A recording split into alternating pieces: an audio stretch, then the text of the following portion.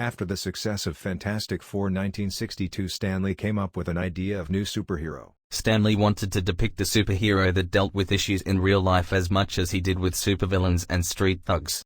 Lee designed this hero to be a teenager bitten by a radioactive spider. He wanted the character to be taken seriously, and not be seen as inferior or less than the other adult superheroes, which was why the name Spider-Man was ultimately chosen. Steve Ditko was approached to design the character.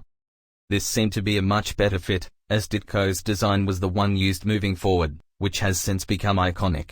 While the friendly neighborhood wall crawler has seen his share of alternate costumes, he generally sports red and blue spandex with a spider logo on the chest. That being said, the hero has had many different looks over the course of his historic and ongoing comic book run, but few veer too far from Ditko's original design. Fantasy was the perfect time to feature Spider-Man because no one cared about the final installation of a cancelled series. He later found out that the issue had become a bestseller, and was asked to write an entire run featuring the friendly neighborhood wall-crawling crime fighter, which was, of course, titled The Amazing Spider-Man. In Chapter 1 of the 15th Amazing Fantasy, it starts with an American teenager, Peter Parker, a poor sickly orphan with no friends, and his uncle and auntie is bitten by a radioactive spider. As a result of the bite, he gains superhuman strength, speed, and agility along with the ability to cling to walls. In addition to enhanced speed and strength, Parker also possessed a precognitive spider sense that alerted him to approaching dangers. Using his inborn scientific talents, Parker synthesized a unique adhesive web fluid and built a pair of wrist-mounted web shooters that enabled him to shape the webbing into various useful forms.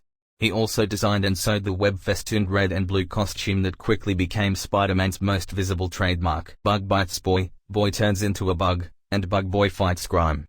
It is not just the spider that transforms Peter into a hero, however, as he is also changed mentally and emotionally by the choices he makes. His choice to ignore a fleeing thief inadvertently leads to the death of his beloved Uncle Ben, which helps Peter to discover that with great power comes great responsibility. However, their presence still raises some questions about Peter Parker's birth parents, which have been answered differently across Spider-Man's comic book and movie adventures. Dr. Octopus is widely regarded as one of the character's more noteworthy foes, but other baddies such as the Green Goblin and Venom have also been described as the Webhead's main enemies. After suffering 2 defeats from Spider-Man, Dr. Octopus is separated from his tentacle pack. After his tentacle pack breaks free and helps Dr. Octopus get out of prison, he contacts every known supervillain who had crossed paths with Spider-Man. Only Electro, Kraven the Hunter, the original Mysterio, the Sandman, and the original Vulture respond. As none of the members are willing to relinquish the honor of killing Spider-Man themselves, they decide to challenge Spider-Man individually with the order in which they face him determined by a random drawing. The Sinister Six kidnap Aunt May and Daily Bugle secretary Betty Brant, holding them hostage in order to force Spider-Man to confront them. Spider-Man defeats the Sinister Six members one by one, mocking their decision to battle him individually instead of as a team in front of Dr. Octopus, the last one to be defeated. Often considered to be the father of the modern superhero genre, Sam Raimi's Spider-Man trilogy, along with Bryan Singer's X-Men franchise, ushered in a new era of comic book films. Gone were the over-the-top cheese we had come to expect, and, with Tim Burton having left the Batman franchise nearly a decade earlier, it was a genre that no one was taking very seriously at the time.